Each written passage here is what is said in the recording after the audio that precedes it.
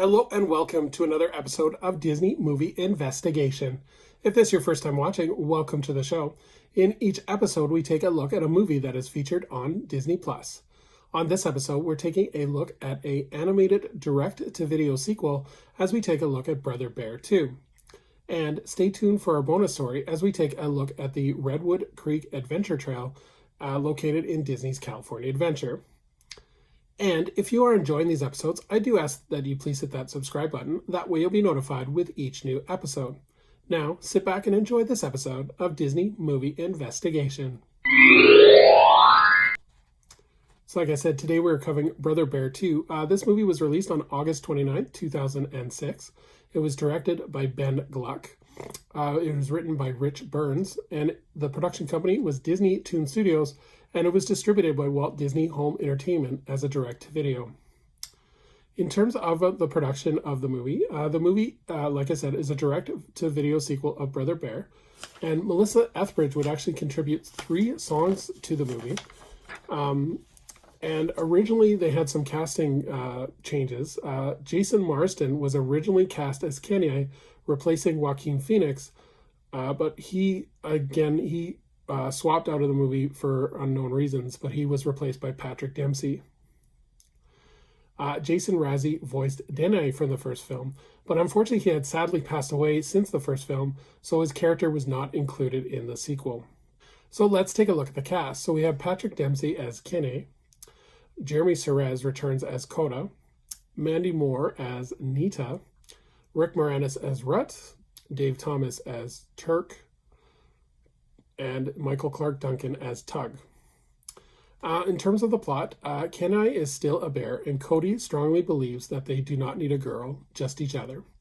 Kenai dreams of Nita, a girl he had met and saved when he was very young, and after he gave her an amulet and promised that they would be friends forever. Nita leaves her home, and Kenai never sees her again. But when we do flash forward, we see Nita now grown up, beautiful, and preparing for her wedding.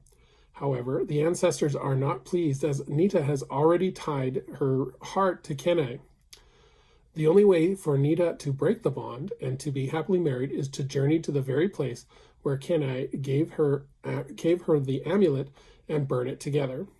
As Kenai, Nita, and Cody journey to the place together, Coda cannot help feel worried that Kenai might abandon him altogether for a relationship with Nita.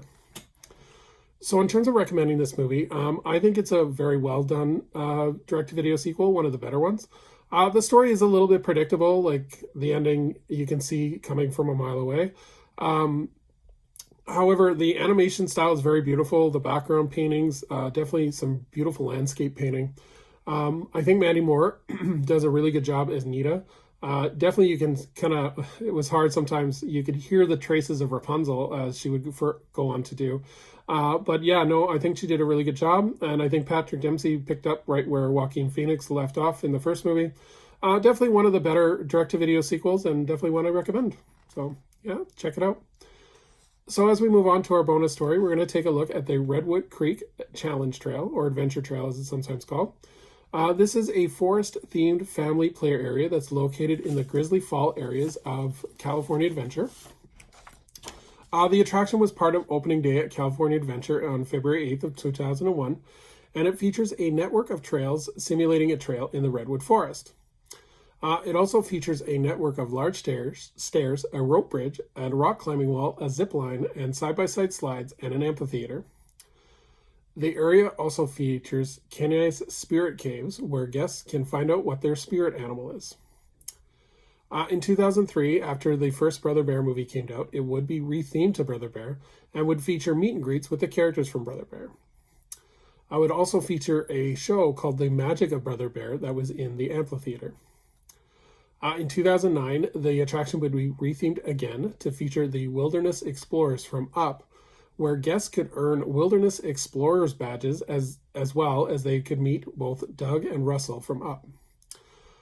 This area is often used as well for Oogie Boogie's Halloween party, and it features a villains trail where you kind of walk around for lighting effects and check out different villains, how they collaborate.